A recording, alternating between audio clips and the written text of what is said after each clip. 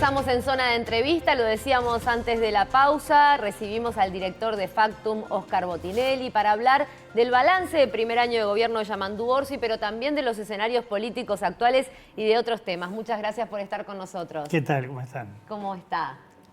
Bueno, usted declaró que Orsi había alcanzado los objetivos que se propuso. ¿A qué se refería concretamente? Bueno, no estoy hablando de los objetivos que proclama como gran objetivo de gobierno de los 5 años, sino los objetivos concretos.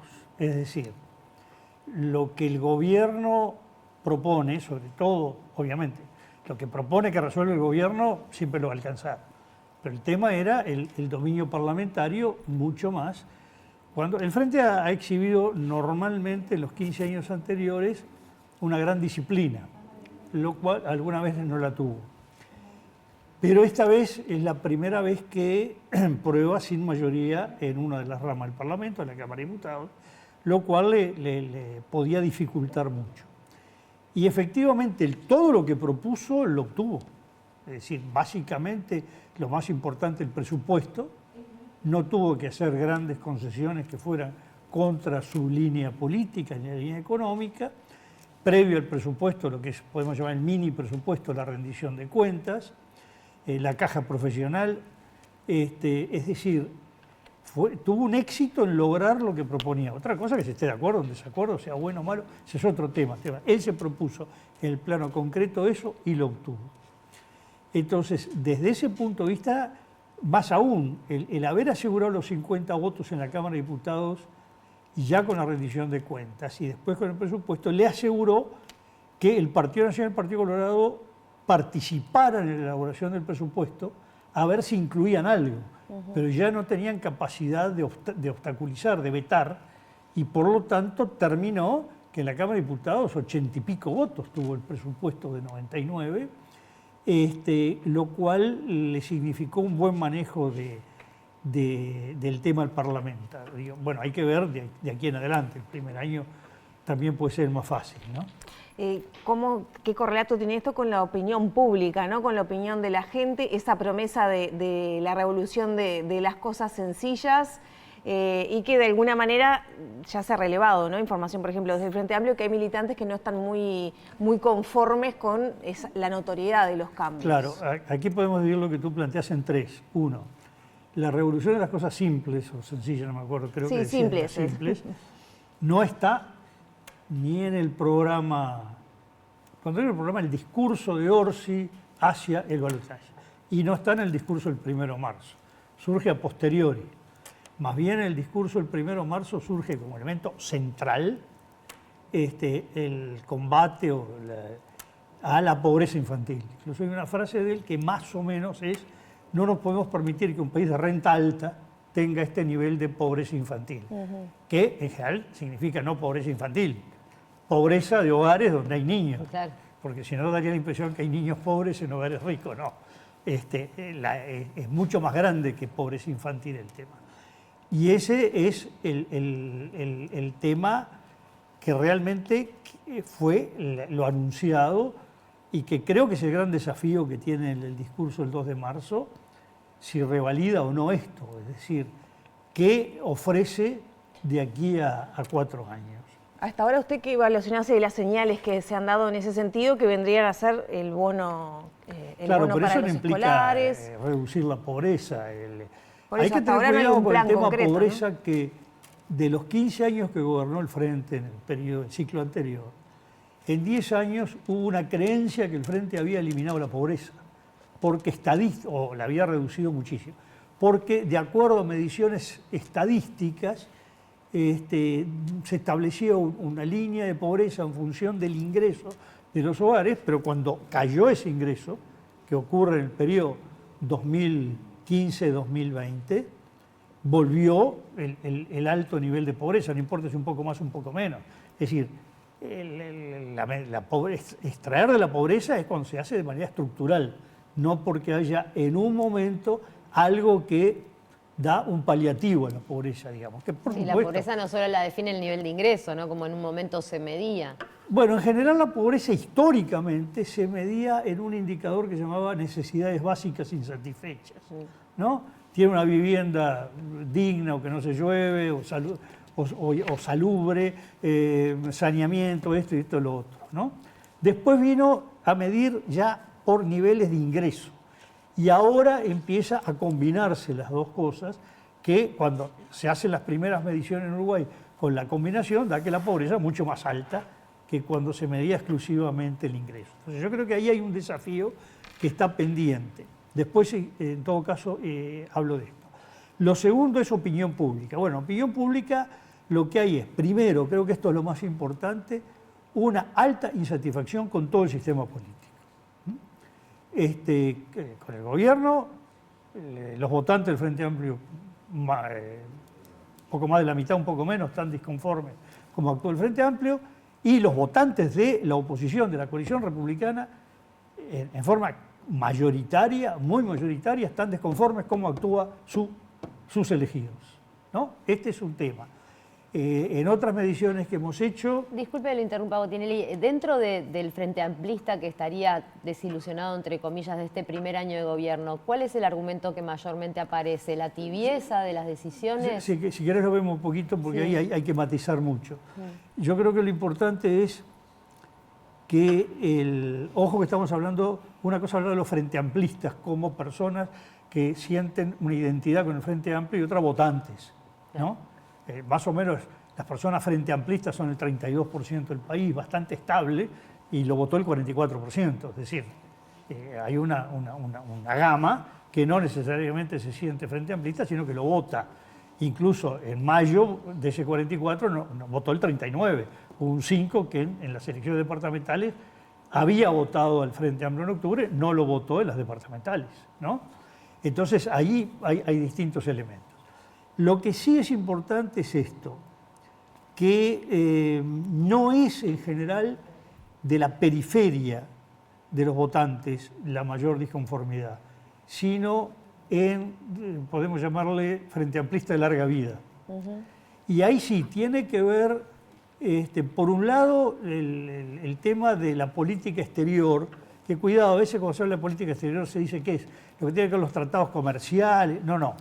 ¿Cómo ve el Uruguay, el Frente Amplio, el gobierno, al mundo, que ha cambiado radicalmente en el último año y particularmente en enero y febrero de este año? Es un mundo que no tiene nada que ver con el que había hace 4 años. Y entonces ahí hay una fuerte disconformidad en estos sectores. También hay cierta disconformidad con ver una política económica que es más que nada continuista, donde habla mucho de las limitaciones macroeconómicas, de que no se pueden hacer cosas porque hay que conservar el déficit fiscal, la inflación, que no está muy de acuerdo con el pensamiento o lo que suponía ese núcleo. Pues se puede estar de acuerdo o no, ese es otro tema. Entonces, por ahí vienen unas insatisfacciones que se ven fuertes, ha habido reuniones, ha habido algunas declaraciones, pero se está viendo mucho en el carnaval. Que uno puede decir, bueno, pero los conjuntos en general pueden responder a determinado grupo. Bueno, pero la reacción de la gente que se está observando coincide un poco con las áreas de disconformidad que se ven en las encuestas. Y en el grueso de la opinión pública hay un tema que también afecta a la oposición, que la línea, y en ese sentido sí es favorable al presidente, que la línea de alta confrontación que están llevando adelante las dirigencias políticas no es lo que quiere la mayoría de la gente. Uno diría que la gran mayoría, los 2/3 de los uruguayos quieren entendimiento, no quieren esto de andar a las greñas entre unos y otros. Y en ese sentido, esto de estar, la oposición, por ejemplo, estar en un ataque tras otro, por cosas que están lejísimos de la vida de la gente, explica mucho esa disconformidad que hay de sus votantes. Sí, como el tema Cardama, pero antes Ceci tenía la pregunta esta, ¿no? A propósito del matiz de los militantes. Ah, bueno, que le preguntaba si los militantes, bueno, ya diferenciábamos los frente amplistas de los votantes que que es un número mayor, pero si lo que esgrimen como argumento para esta desilusión es la tibieza de las decisiones o si así las catalogan. Bueno, yo diría más bien por eso pongo el énfasis en política exterior o la visión hacia el mundo, que el tema del conflicto Medio Oriente, el tema ahora de la intervención norteamericana en Venezuela y el cambio de reglas de juego internacionales, son los que uno ve que más se manifiestan como protesta. Y de la política económica, más bien o política socioeconómica, el no ver medidas de cambio, ¿no? Por ahí estaría un poco el grueso de la disconformidad. Por supuesto, hay niveles de gente que expresa aprobación del gobierno, pero diciendo, bueno, espero que después esto se dé.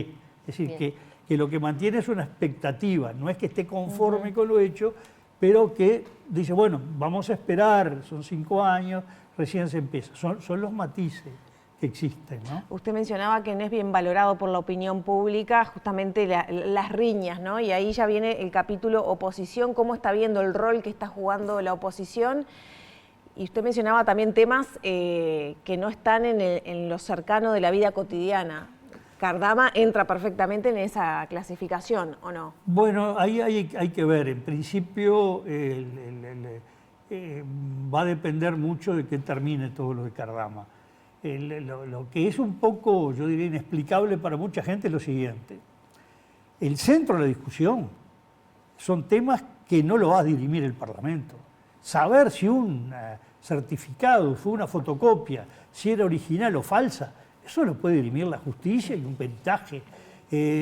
Si había una firma, un escribano que estaba falsificada, bueno, eso está denunciado, notario, como dicen los españoles, en la justicia española. Es decir, hay un montón de temas que pueden terminar en que todo esto es un ataque absurdo al gobierno anterior o que hubo acá cosas absolutamente inaceptables. Bueno, pero esa gama más bien se va a resolver en una investigación que no la hace el Parlamento, porque es una investigación de documentos, ¿no? Entonces, ahí hay que ver, en la medida que se mantenga una discusión de acusaciones de uno contra otro, no creo que tenga muchos resultados hasta que diga, no, mire, esto estaba correcto o esto era falso.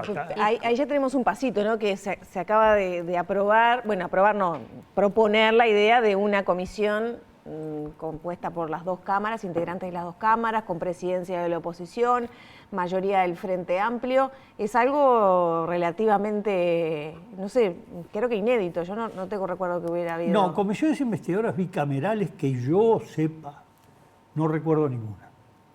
Y comisiones independientes sobre un mismo tema, pero... Eso creo que alguien dice que pudo haber ocurrido en los años 40, pero hace 80 años que nunca hubo la misma investigación en dos cámaras. Sí, ¿no? sí, en más de 80 comisiones que se han creado desde la vuelta a la democracia. No, otra cosa es que está duplicado las comisiones permanentes, que derechos humanos, que género, que ganadería haya en una y otra cámara, sí, eso es lo normal. Estamos hablando de esto especial y sobre todo que es de investigación. Exacto.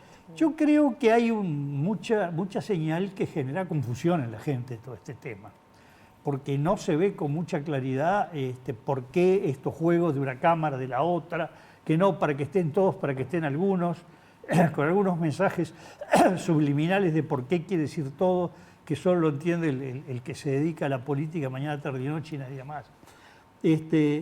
En general la gente lo que quiere es qué va a pasar con su vida. Y no estos debates, las interpelaciones, por ejemplo, en general no ha salido, la mayoría de ellas no ha salido bien ni la oposición ni el gobierno. Claro. Nadie ha entendido nada de lo que pasaba. Y una cosa es la transmisión directa de las sesiones. Una de las interpelaciones más importantes, haciendo una detracción, porque se sabe que hay un montón de gente que está mirando la interpelación por internet, que está dentro del Palacio, ¿no? Entonces, más o menos uno tiene el número. Si saca todo eso, había un momento que el número no lleva a 100 personas. En Uruguay votan todos, son adultos, ciudadanos, electores, contando incluso lo que justifican, menos de 2,5 millones, cerca de 2,5 millones. De 2,5 millones, 100 personas, 80 seguían el Parlamento. Discursos de 1 hora, alguna hubo un discurso de 10 horas. Bueno, eso está lejísimo la gente. Y en el caso Cardama, este debate parlamentario, estas idas y vueltas, ¿puede hacer que los dos queden mal parados, gobierno y oposición? Bueno, depende cómo lo jueguen. Igual creo que lo fundamental es el debate, es que lo realizan los medios o en las redes. No es, o del Parlamento que luego se extrae a las redes, ¿no? Esa es la realidad. Van a quedar bien o mal parados según cómo sean los resultados finales. Esa es la realidad.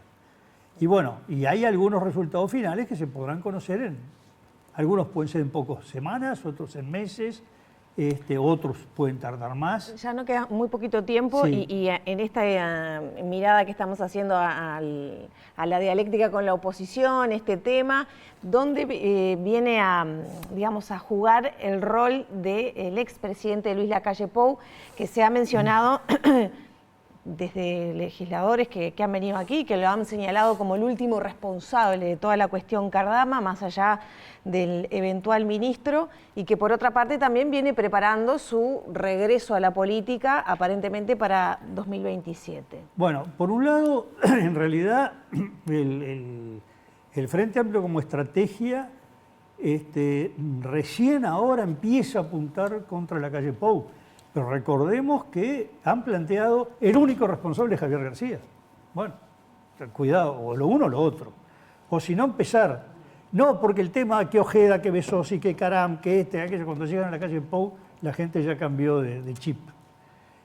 Lo segundo, la calle Pou está jugando, yo al principio creí que no bien, porque es muy difícil el rol que él quiere jugar de estar, como se dice en teatro, en el mutis, ¿no? Fuera de escena. Pero ahora está como saliendo de los desgastes, él está en el más absoluto silencio, aunque había interrumpido con el tema Neptuno, incluso con el tema Cardama, pero ahora se llamó a silencio y ya los anuncios que va a estar hasta fines del 27 fuera de escena. Y por lo tanto, como va a ver con resultados a la vista, cómo sale y cómo vuelve a la escena. Y que el desgaste vaya por los dirigentes de su partido o del resto de la coalición.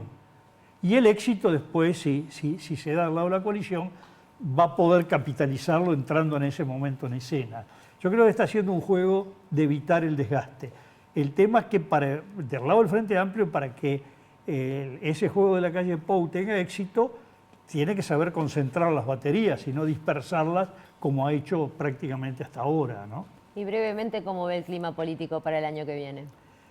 Bueno, el clima viene bastante mal, notoriamente hay un juego de ataques recíprocos muy altos, incluso la oposición parecería que está definida a estar en una línea de confrontación permanente. En política exterior, por ejemplo, llama la atención que, salvo lo que sí, sin duda, discrepan, que es la declaración conjunta con los presidentes de Brasil, México, España, Colombia y el saliente de Chile, se puede decir que en otros temas no hay razones de fondo para que discrepen, donde quizás la mayor discrepancia está entre gente de izquierda, ¿no? Y sin embargo la oposición habla como si la política exterior hubiera girado 180 grados. Es decir, que hay la concepción de que la oposición está todo el tiempo enfrentado, un esquema muy típico de España que no era común acá. Pero también del lado del oficialismo hay gente que contribuye a eso, a veces mucho más en las redes sociales que en el propio debate parlamentario, y hay que ver si eso le sirve. En general, el Orsi está tratando de dar la imagen del individuo, así como da la imagen de tibieza, que le aparece cuestionada, también la imagen del que, bueno, él no está en las peleas, él busca el entendimiento, a ver si nos vemos entre todos, ¿no? Bien, quedó claro entonces. Ya lo dijo antes que los uruguayos prefieren el entendimiento. Muchas gracias, Óscar Botinelli, por haber participado con